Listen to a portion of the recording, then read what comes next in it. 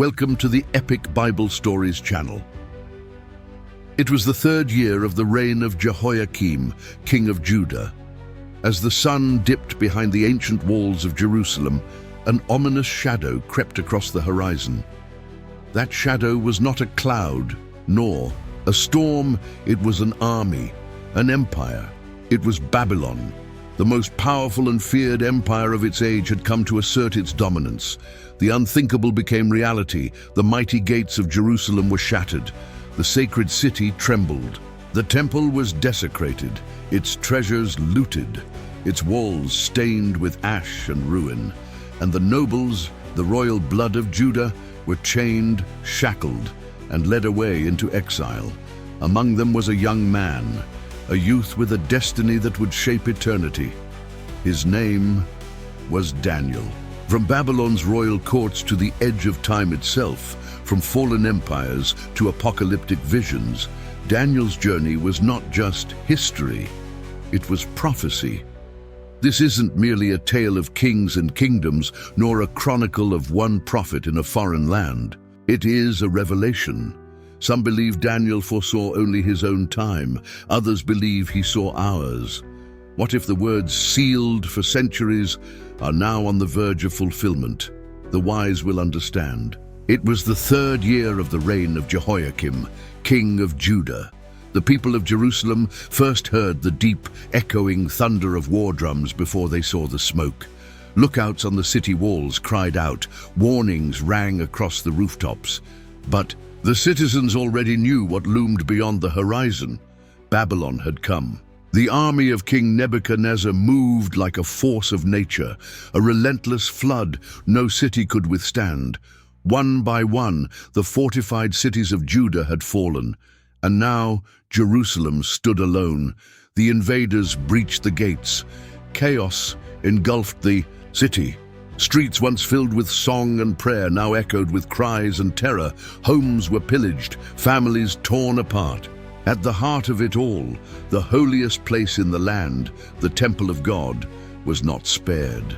The Babylonians showed no reverence, no mercy.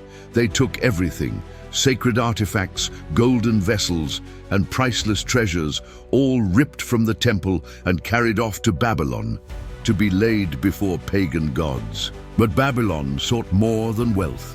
It aimed to conquer hearts and minds. King Nebuchadnezzar decreed, from among the children of Israel, select the brightest, the strongest, those skilled in knowledge and learning. Bring them to my palace. Educate them in the ways of Babylon. Let them forget their gods, their traditions, their language. Let them serve me. And so the chosen were taken, young men of nobility without blemish or fault. Torn from their homeland, they marched across the blistering desert, leaving behind everything, their homes, their people, their past. Among them were 4 names that history would never forget: Daniel, Hananiah, Mishael, Azariah. They could not yet grasp the trials that awaited them in Babylon. But deep within their hearts, one truth remained unshaken. Even in a foreign land, they would not forsake their God. The journey was long and grueling. As the captives marched across the scorching wilderness, the dust of exile coated their faces and cloaked their memories of home. But when the gates of Babylon finally rose before them, towering and golden, what they saw was unlike anything they had ever imagined. They beheld a city of unimaginable splendor. Golden towers kissed the clouds, colossal temples glimmered under the sun, the legendary hanging gardens flowed with life as if paradise itself bloomed in the heart of the empire. This was not just a city, it was the embodiment of absolute power.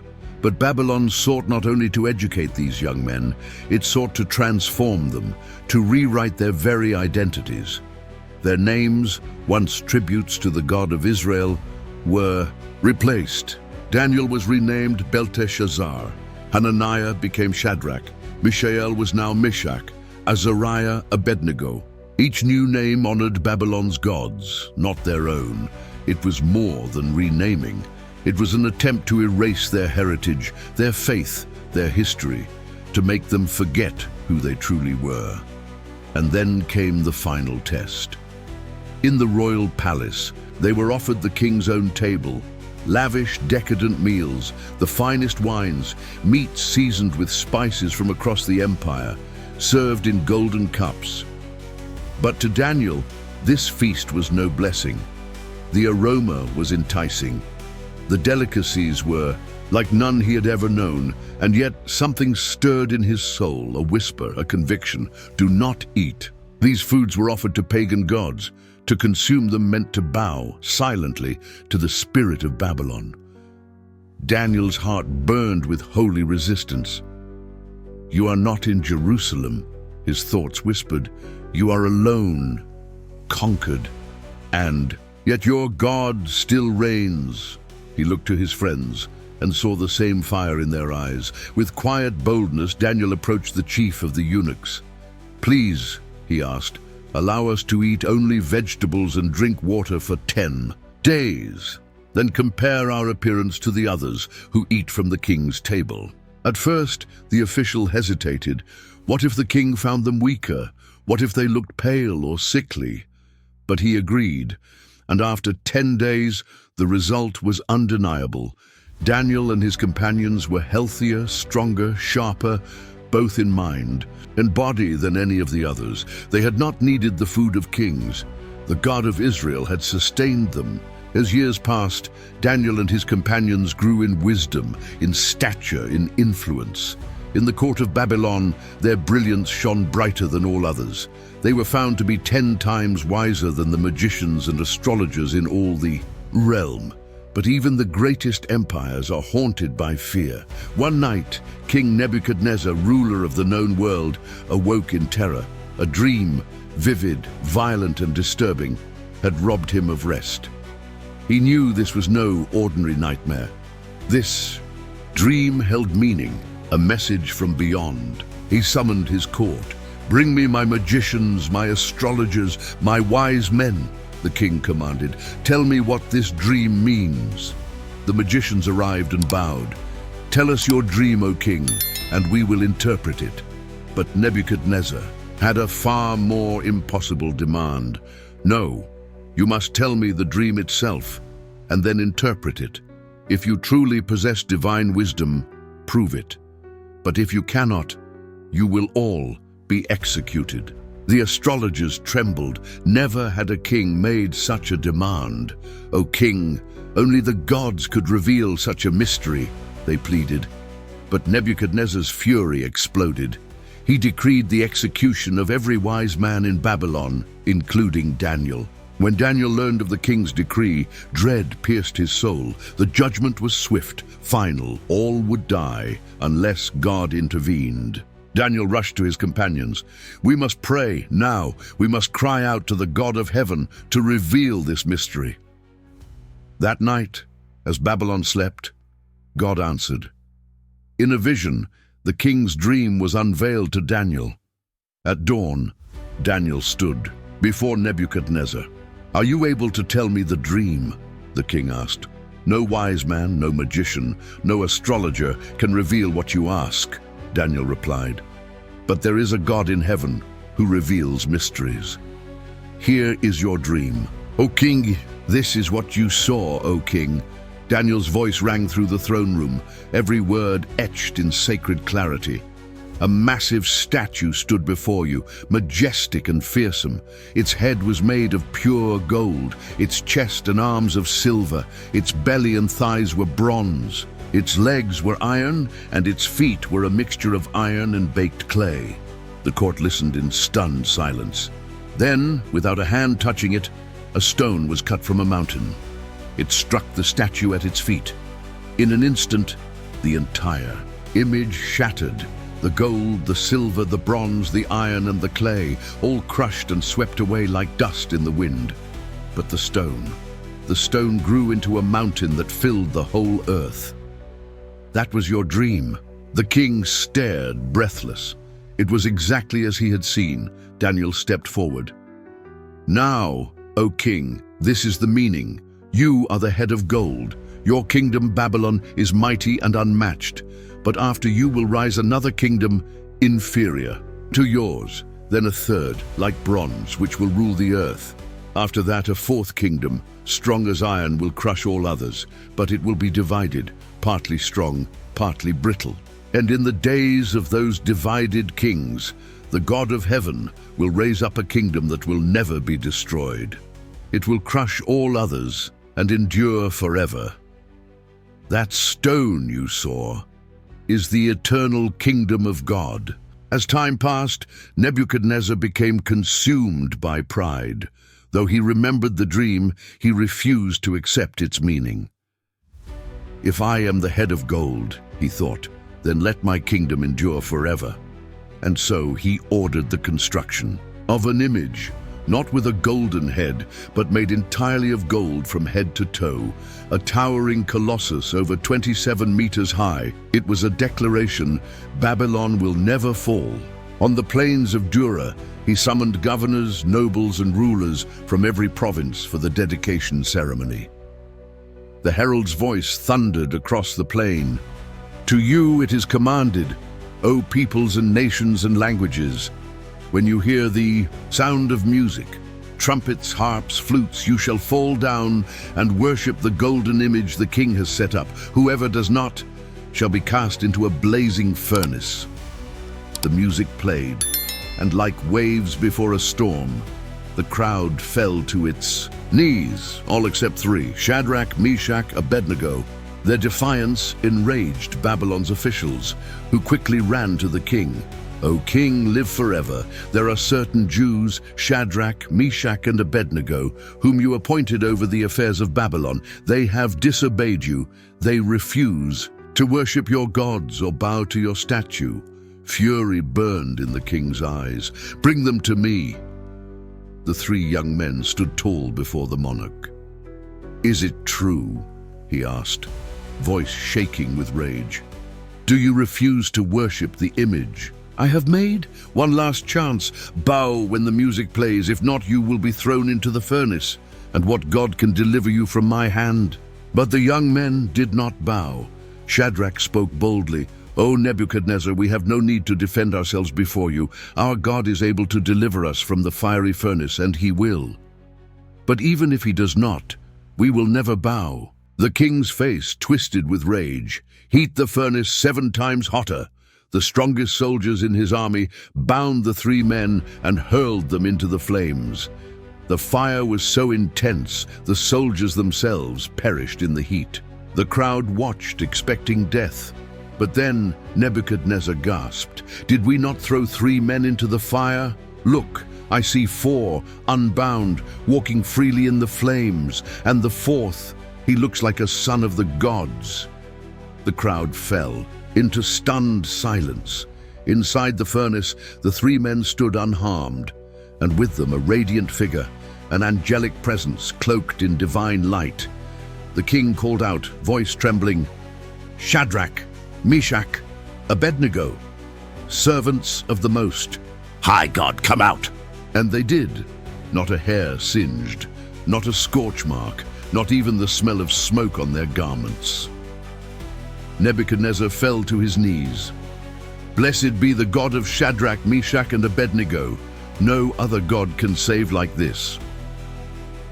From that day forward, the king decreed that no one in the empire could speak against their God, and he promoted the 3 men to even higher positions in Babylon. But though Babylon praised the miracle, the king still had not learned the final lesson. Despite the miracles he had seen, despite Daniel's interpretations, despite the fiery furnace, Nebuchadnezzar still believed his power was eternal. He still clung to the illusion that he was invincible. And so, God sent him a final warning. One night the king dreamed again, a vision so disturbing it left him shaken to his core. As before, he called his wise men, but none could explain it. At last, Daniel was summoned. O Belteshazzar, the king said, I know that the spirit of the holy gods is in you. No mystery is hidden from you. Tell me what this dream means. Nebuchadnezzar began to describe what he saw. In my dream, I saw a great tree. Its height reached the heavens. Its branches stretched across the whole earth. Birds nested in it. Animals found shade under it. All were fed by it. But then a holy watcher descended from heaven and cried out, "Cut it down, strip its branches, scatter its fruit, but leave the stump, bound in iron and bronze. Let him be drenched with dew. Let his mind be changed from that of a man to that of a beast, and let 7 times pass over him, until all the earth knows that the Most High rules the kingdoms of men and gives them to whomever he wills." Daniel was silent, his face turned pale. He understood the meaning, and it pierced his heart. "O king," Daniel finally spoke, "I wish this dream applied to your enemies, but it is you. You are the tree. Your greatness has reached the heavens. Your dominion spans the earth, but your pride has lifted you too high. You will be cut down. You will be driven away from men. You will live with the beasts. You will eat grass like an ox. You will be soaked by the dew of heaven until you recognize this truth: the Most High rules. Yet there is hope. The stump remains. If you humble yourself, your kingdom will be restored. O king, break off your sins with righteousness. Show mercy to the poor. Perhaps then your peace will endure." Nebuchadnezzar heard the warning, but did not change. 12 months passed. Then one golden afternoon, the king stood atop his palace. He looked out over the city, the shining walls, the hanging gardens, the temples, and he whispered with pride, "Is this not the great Babylon I have built by my power for my glory?" The words had not even left his mouth when a voice from heaven thundered, "O King Nebuchadnezzar, your kingdom is taken from you. You shall be driven from men. You shall live with the beasts, and 7 times will pass until you know that the Most High rules the kingdoms of men." In an instant, the king's mind shattered. He fell to the ground. His thoughts turned wild, his body convulsed, his arms clawed the earth. The servants screamed, the palace trembled. The king became a beast. He wandered the fields. His hair grew long like eagle feathers. His nails curved like talons. He ate grass. He was drenched by the morning dew. The mighty Nebuchadnezzar, the golden head of empire, was brought lower than any man. 7 years passed. Then, one day, something changed. The king lifted his eyes to heaven, and in that instant, his reason returned. He fell to his knees, not in pride, but in surrender. "Now I praise and exalt the Most High," he cried.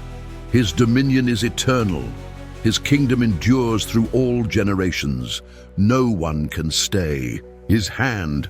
And at that moment the kingdom was restored. The throne was returned. His glory came back.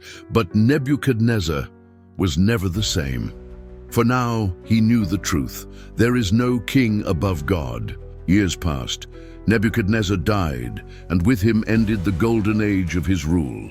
But Babylon remained a jewel, still mighty, still proud. A new king took the throne, Belshazzar, son of Nabonidus. Arrogant, reckless, a man who did not learn from the past. To the east a storm gathered. The Medes and Persians, led by a brilliant conqueror named Cyrus, marched ever closer. But Belshazzar felt untouchable. Babylon's walls were thick, its gates were strong. No army had ever breached them. So while the enemy approached, Belshazzar threw a feast. 1,000 nobles gathered in the palace. The wine flowed, the music played, the torches flickered. And then the king made a fatal mistake. "Bring me the golden cups," he said, "the ones my father took from the temple of the Hebrews. Let us drink from them, honoring our gods of gold and silver, bronze and stone." The sacred vessels were brought forth, cups once used in worship to the Most High, now raised in mockery. But as the king lifted his cup, everything changed. The music stopped, the laughter froze, the dancers halted. On the palace wall, A hand appeared, a human hand, disembodied, glowing. It began to write. Flames traced the letters across the stone. Belshazzar's face turned pale, his knees buckled, his voice trembled. "Bring me the wise men, the magicians. Let them tell me what this means." But no one could read it, no one could explain it, until the Queen Mother stepped forward. "There is a man, Daniel. In the days of your father, he interpreted dreams and revealed mysteries. Call for him." Daniel was brought in. Belshazzar said, "If you interpret this writing, I will clothe you in purple, give you gold, and make you the third ruler in the kingdom." But Daniel refused the reward. "Keep your gifts," he said, "but I will tell you what the writing means." He turned to the wall. "O king, your father Nebuchadnezzar was exalted by God, but when his heart grew proud, he was brought low, until he acknowledged that the Most High rules.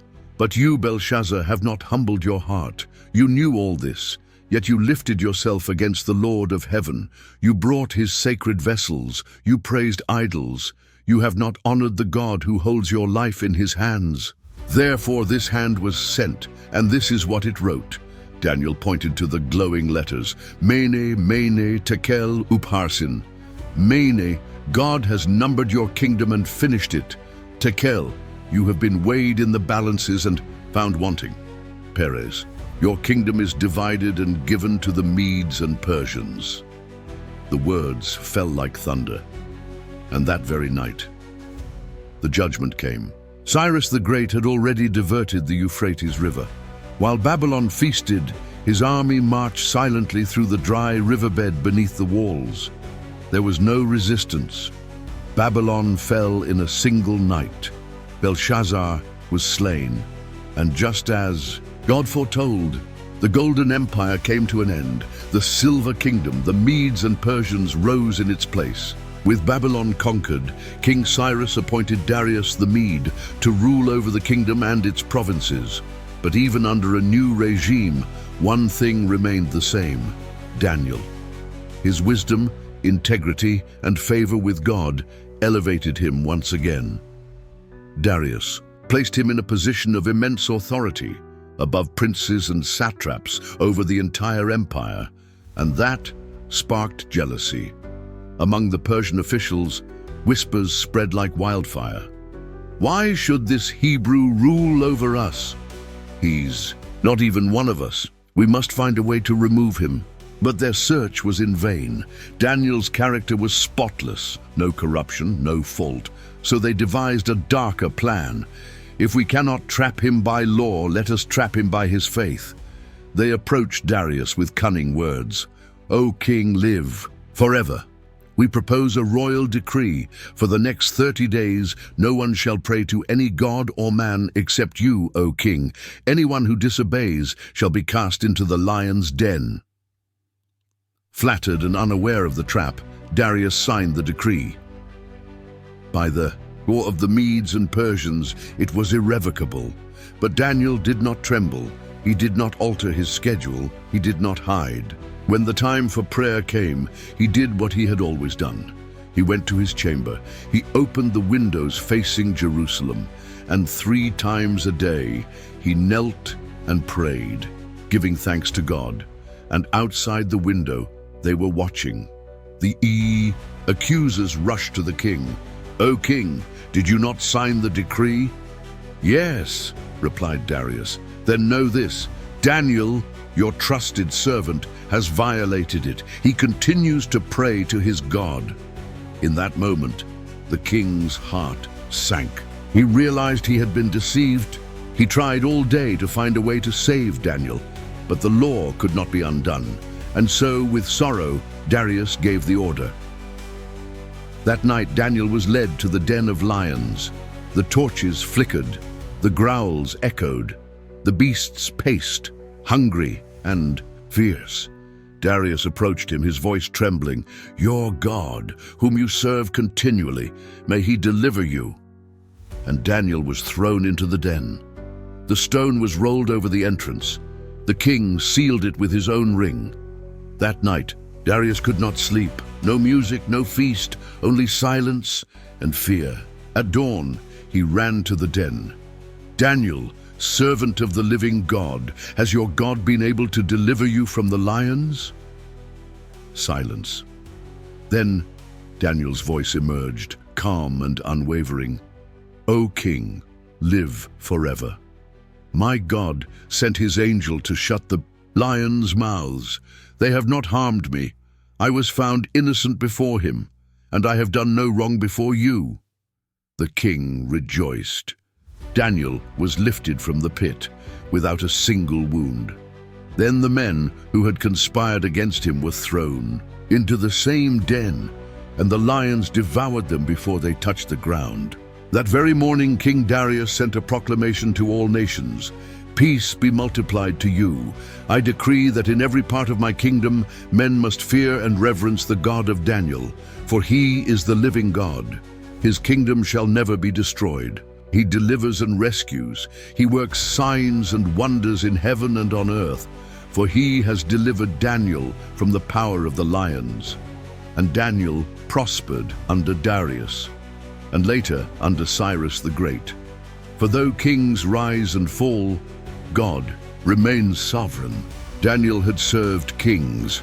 He had witnessed empires fall and rise, but what he was about to receive went beyond Babylon, beyond Persia, beyond time itself. In the first year of Belshazzar's reign, before the empire's collapse, Daniel received a dream. "I saw the great sea, stirred by the winds of heaven," he later wrote, "and from the water arose 4 great beasts, each different from the other. The first was like a lion with eagle's wings, the second a bear raised on one side, with 3 ribs in its mouth, the third a leopard with 4 wings and 4 heads, the fourth terrifying, unlike anything before. It had iron teeth. It devoured and crushed all in its path. It had 10 horns, and then another little horn rose up, speaking arrogant words and waging war against the saints." Daniel trembled. What did it mean? Then the vision shifted. He saw the Ancient of Days seated upon a throne of fire, his garments white as snow, his hair like wool. A river of flame poured from before him. Millions stood before him. The books were opened, and then one like a son of man came on the clouds of heaven. He was given dominion and glory and an everlasting kingdom. His rule would never end. Daniel's spirit was troubled. "What are these beasts?" he asked. An angel answered, "These 4 beasts are 4 kingdoms that will arise on the earth. But in the end, the saints of the Most High will receive the kingdom and possess it forever." That 4th beast is the most terrible. It will be different. It will trample the world. 10 kings will rise from it, and after them another will emerge, speaking blasphemy, persecuting the saints, and changing laws and times. He will rule for a time, times, and half a time, but then the heavenly court shall sit. His dominion will be taken away, and the kingdom will be given to the holy people of God. Daniel awoke, pale, trembling. He did not fully understand, but he knew this: empires would rise and fall, but the kingdom of God would endure forever. One question still burned in Daniel's heart: when will our people return to Jerusalem? He turned to the scrolls and read the prophecy of Jeremiah. 70 years must pass for the desolation of Jerusalem. Daniel fell to his knees. "O Lord, great and awesome God," he prayed, "we have sinned, we have turned away, we have not obeyed. But now hear our cry. Forgive, restore, turn your face once again to your holy city." As he prayed, an answer came. The angel Gabriel appeared. "O Daniel, greatly beloved, I have come to give you understanding. 70 weeks are decreed to finish transgression, to make atonement for sin, and to bring everlasting righteousness. From the decree to rebuild Jerusalem until the Messiah comes, there will be 7 weeks and 62 weeks. Then the Anointed One will be cut off, but not for himself. The people of a prince to come will destroy the city and sanctuary. Desolation will continue until the end. He will confirm a covenant for 1 week, but in the middle of that week, he will stop the sacrifice. Then the abomination of desolation shall come until the judgment falls upon him. Daniel was silent. The words were veiled in mystery, but in them lay the timeline of the Messiah and the future of the world. In the 3rd year of Cyrus, king of Persia, Daniel received one last vision. I fasted for 3 weeks, he wrote. I stood by the Tigris River and lifted my eyes. There, he saw a man clothed in linen, girded with gold. His face shone like lightning. His eyes were flames. His voice thundered like a multitude. Daniel collapsed, but a hand touched him. Do not fear, Daniel. From the first day you set your heart to seek understanding, your words were heard. I have come. But the prince of Persia withstood me for 21 days.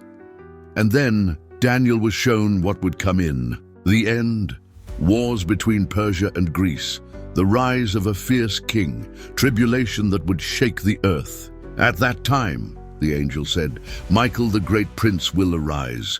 There will be a time of distress like never before, but your people will be delivered. The dead shall rise, some to everlasting life, some to shame. The wise shall shine like the stars, but you, Daniel, shut up the words, seal the book until the time of the end. Many shall run to and fro, knowledge shall increase. Daniel heard, but did not fully understand. What shall be the end of these things? He asked. Go your way, Daniel, came the reply. These words are sealed. The wicked will not understand, but the wise will. And you, Daniel, rest. At the end of the days, you will rise and receive your inheritance. And so ends the book of Daniel. Visions yet to be fulfilled, mysteries still sealed, but one truth remains. God rules history. Empires crumble, kings fade, but his kingdom will never end.